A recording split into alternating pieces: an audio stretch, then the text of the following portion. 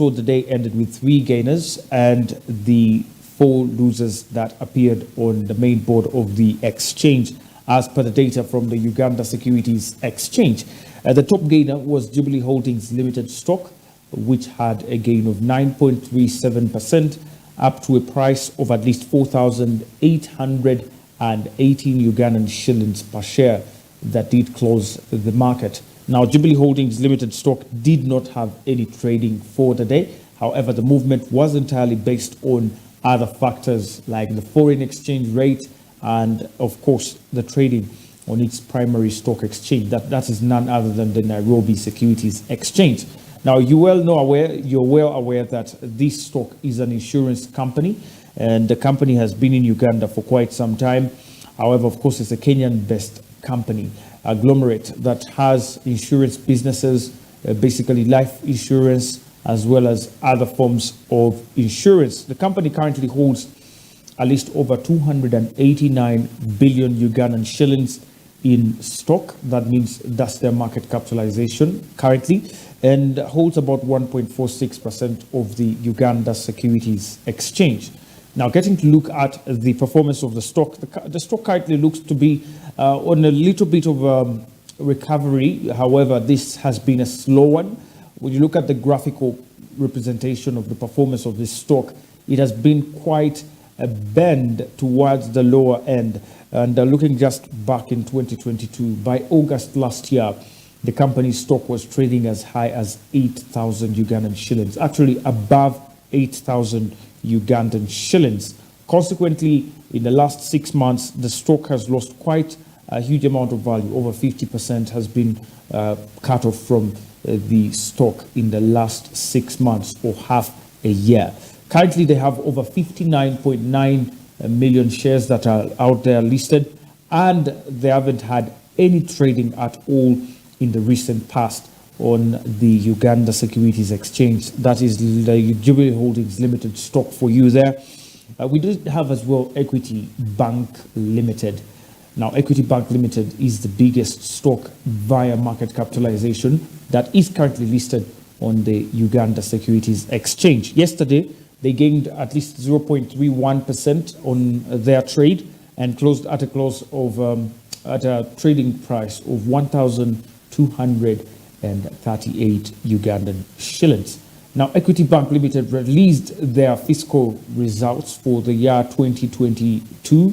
And those are, of course, you can find them on the website of the Uganda Securities Exchange for those that might need details into, of course, how the company performed in the fiscal year 2022. However, Equity Bank Limited continues to be one of the biggest financial institutions in East Africa.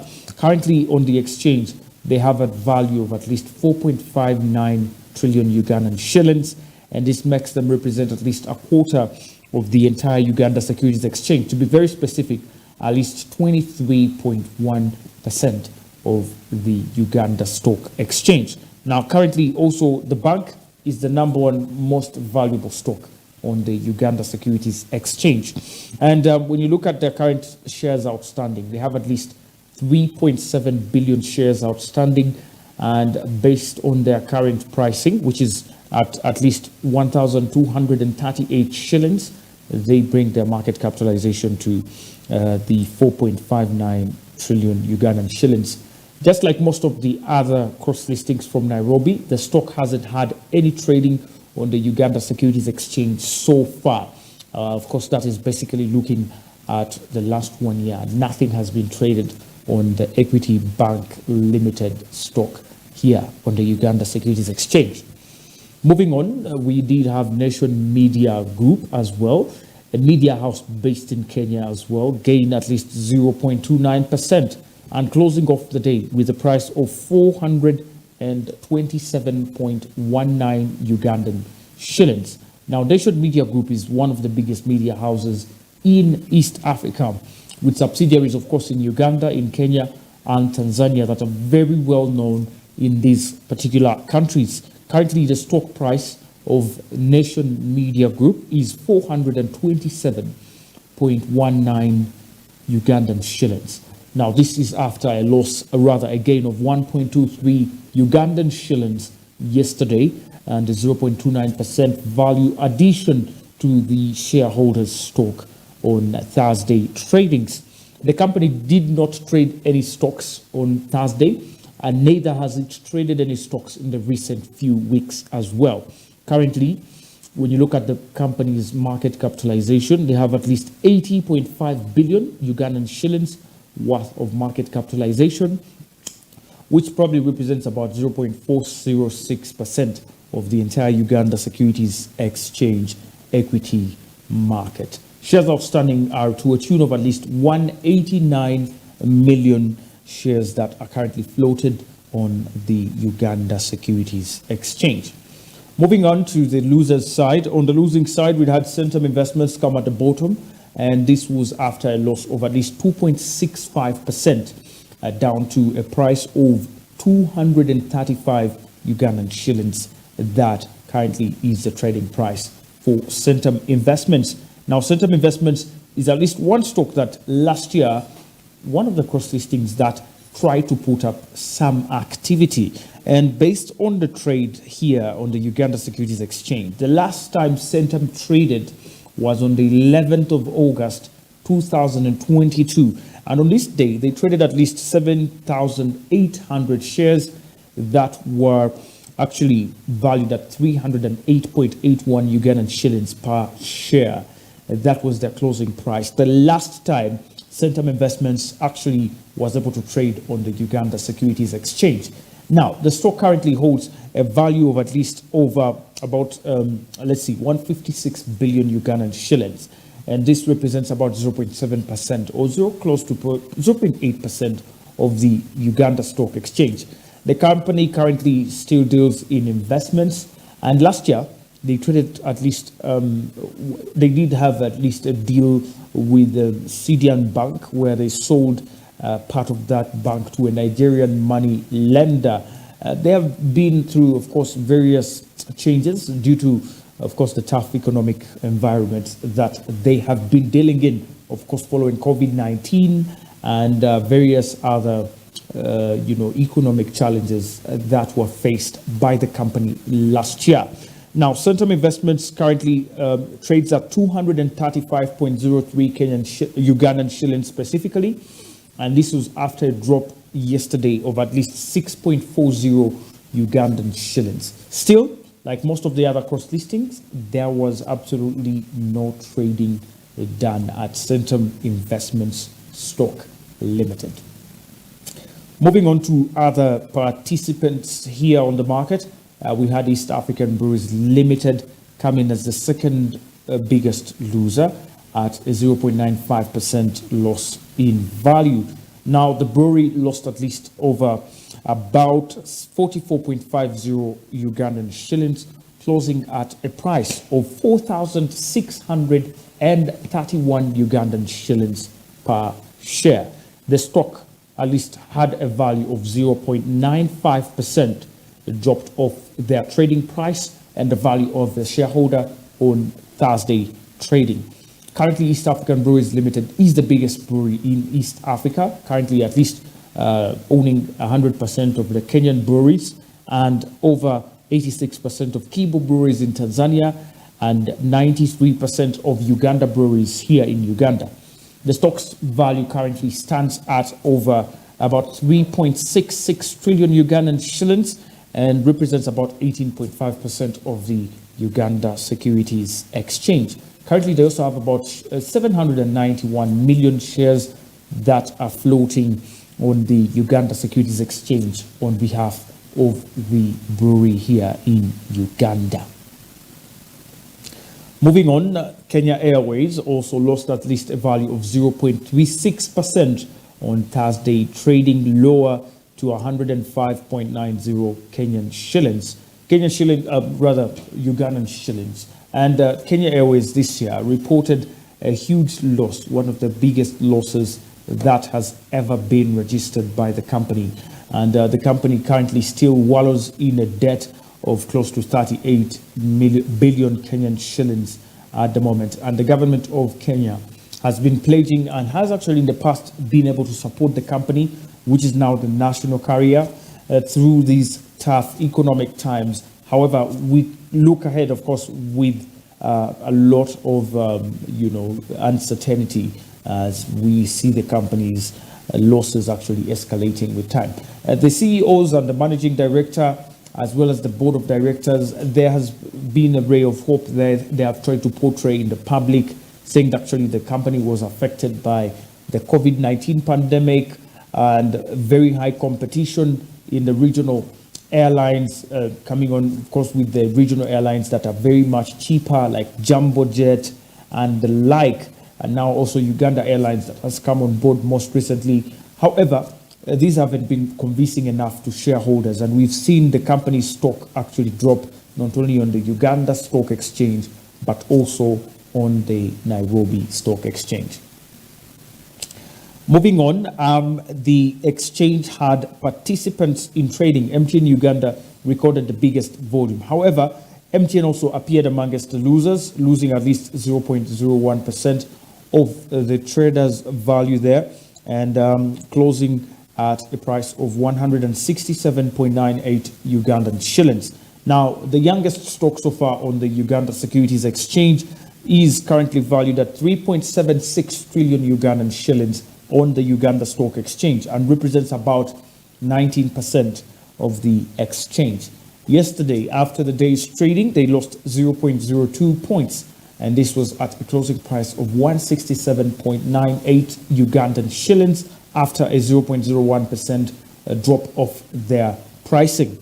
MTN Uganda traded a volume of at least 5.06 million shares, valued at 851 million Ugandan shillings, a quite huge volume and the biggest they have had at least in the recent few days and weeks. MTN Uganda currently has 22.4 billion shares floated on the exchange, representing at least the 3.76 trillion Ugandan shillings of the entire market capitalization of the Uganda Stock Exchange. MTN in the past 1 week has been on a gain of 0.08%. However, in year-to-date performance, the 6.68% has been dropped off so far, as the stock began the year with 180.0 Ugandan shillings, and thus losing 6.68% in the year-to-date performance. MTN Uganda is also currently the second most traded on stock, rather the third most traded on stock, coming behind Wumeme and Stanbic. And currently in the past 1 quarter, the company has traded at least 10.5 million shares valued at 1.82 billion Ugandan shillings over the period. They have had an average of at least over 167,437 shares as well that has been traded in the past 3 months.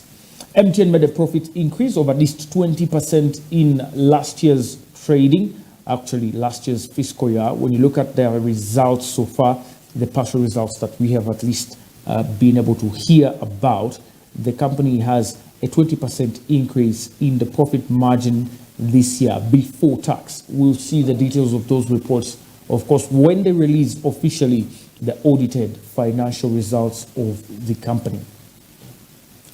Moving on, MTN, remember, was the biggest mover for the day, at least recording a 5.06 million shares volume, and this was after a very slow day of trading. Bank of Baroda also traded 9,375 shares, and Wumeme came in the third position with over 7,233 shares, whereas Cipla Quality Chemical Industries had about 500 shares that were traded. And moving on to the All-Share Index, which is the aggregate performance tracker of the Uganda Securities Exchange. The All-Share Index at least had a 0.21 points increase, and this was closing at 119 points. And currently there's a 1 week loss, however, of 2.14% on the All-Share Index. Yet an overall year-to-date loss of 7.64% has been registered. Now, consequent of the losses of MTN Uganda, the local company index, on the other hand, decreased 0.01% down to 269 0.23 points, making a 1 week loss of 0.5% and a year-to-date loss of 1.2%. And that's the trading, my friend, from the Uganda Securities Exchange. You can check out Uganda Securities Exchange website for more information, and also our website at Smart24 TV for more. To trade on the exchange, you need the Security Central Depository account, and this is quite easy to access. With the USE Easy portal, you can be able to access the registry and get to register and start your journey of investment. All you need to do is to get to the www.use.org.com and get that account registered for you. It's absolutely free of charge. Let's move on to Kenya. Now, Kenya, they had a quite much better day comparing to the Wednesday trading. There was a 49% improvement in volumes and a 21% improvement in the turnover and 16% in the number of deals. A pretty fair end to the week. Global Securities Exchange capitalization currently stands at 1.8 trillion, a decline from over 2 trillion average from last year on average, when you look at the general. Now, on Thursday, in aggregate, we had 42 listings participating in trading that ended with 17 gainers and close to 18 losers. Unga Group led the gainers with a gain of 9.31%, and that was closing at a 22.90 Kenyan shillings price, whereas the Jubilee Holdings Limited stock gained 8.61%. Yes, it was a pretty fairly good day for Jubilee Holdings, both on USE and NSE. And then we had Ilam Fahari IT, at least at a 5.59%, and Wuchumi Supermarket appreciated at least 5%. In the depreciation, we did have the BOC, or the Commercial Bank of Kenya, lose the worst for the day, at least 8.77%. was dropped off the company's share price, which closed at 70.25 Kenyan shillings. Liberty Kenya Holdings also lost 6.6%, and Nation Media Group at least 5.05%, whereas Scan Group lost at least 4.84% of their trading price. Safaricom had the biggest volume traded at an 8.32 million shares volume that was recorded. And however, this, besides the biggest trade on the market, the company continued on a losing spree, losing at least 0.2 Kenyan shillings down to 16.50 Kenyan shillings per share. Moving on, we did have as well the CIC Insurance Company, or Insurance Group, coming with a big volume of 1.75 million shares traded, and NCBA at least 597,600 shares, whereas I&M Holdings at least 426,300 shares. Regarding the performance of the NSE benchmark index, the all-share index dropped at least 0.81%, rather 0.81 points, down to 107.84 points. Now, currently, it's on a year-to-date loss of 15.4%, indicating that the NSE market, on average, has lost 15.4% in the last 3.5 months. When you look at the other indices, the NSE 20, which tracks the aggregate top 20 companies by market capitalization, also dropped 0.53%. Whereas the NSE 25, likewise marking the performance of the best 25 stocks, also lost 0.68%. So generally speaking, the NSE market was better in volumes, better in turnover, but in terms of course, the performance of the stocks, there was quite something lacking there, and a lot more needs to be done if there is an improvement to be seen on the markets.